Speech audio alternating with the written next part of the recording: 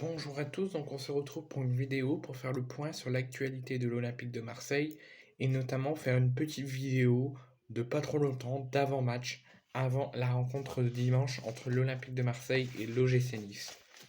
J'en ferai sans doute une deuxième de vidéo d'avant-match certainement, quand j'aurai la compo probable, le groupe, etc. Là c'est ma vidéo d'avant-match pour moi que je voulais faire avant la rencontre, mais j'en ferai certainement une deuxième. Tout d'abord, je voudrais remercier les supporters de l'Olympique de Marseille qui, sans relâche, dans les mauvais moments comme dans les bons moments, sont derrière l'Olympique de Marseille, sont derrière l'équipe. Après, en début de saison, après les mauvais résultats des matchs amicaux, vous étiez quand même là, malgré les banderoles, malgré les sifflets, vous étiez quand même là, vous n'avez rien lâché depuis le début de la création de l'Olympique de Marseille. Vous êtes toujours là quand il faut, quand on a besoin de vous, vous êtes là, quand on doit créer quelque chose pour le club, vous êtes là. Quand on doit réagir à une nouvelle, vous êtes là. Quand on doit rendre hommage à quelque chose, on est là.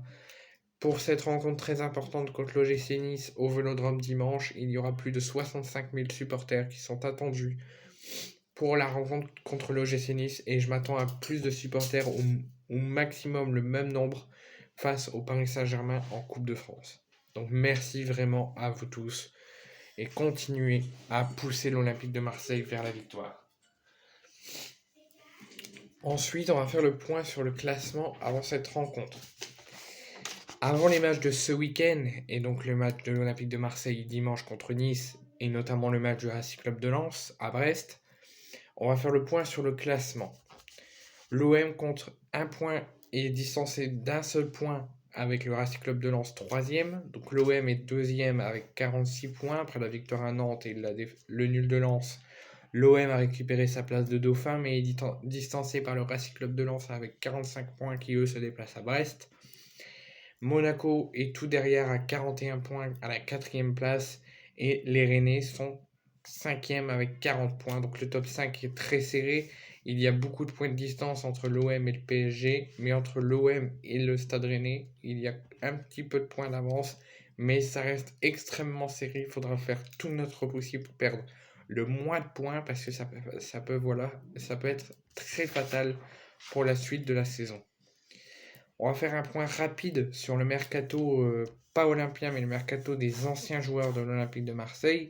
Donc nous avons André Ayou, à temps courtisé par l'Olympique de Marseille, qui quitte Swansea, je crois qu'il était à Swansea, qui quitte son club actuel pour s'engager dès aujourd'hui à Nottingham Forest et qui va rejoindre l'ancien parisien Keylor Navas qui lui aussi s'est engagé là-bas.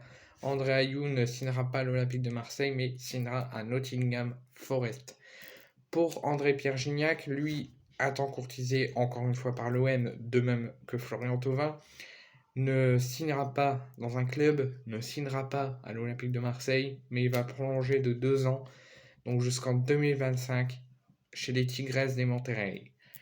Et comme je vous l'ai déjà annoncé, Florian Thauvin, encore une fois un temps courtisé par l'OM, qui lui a quitté les Tigresses de Monterrey pour s'engager à l'Udinese.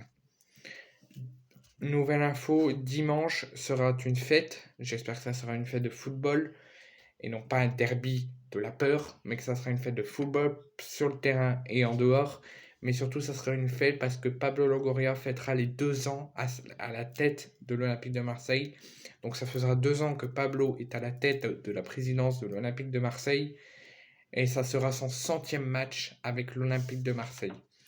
Je tiens à dire bravo à Pablo Longoria de tout ce qu'il a fait depuis son arrivée, malgré bien évidemment des départs contestés, qu'il n'a pas réussi à, qu'il n'a pas tout tenté du moins à récupérer, à essayer d'avoir Saliba, qui ne reparte pas à Arsenal, d'avoir vendu Milik en prêt à la Juve, le départ de Dieng, le départ de Gerson, pas de discussion, enfin bref, il y a beaucoup de départs contestés, mais il y a beaucoup d'arrivées positives, il y a un petit peu de départs positifs.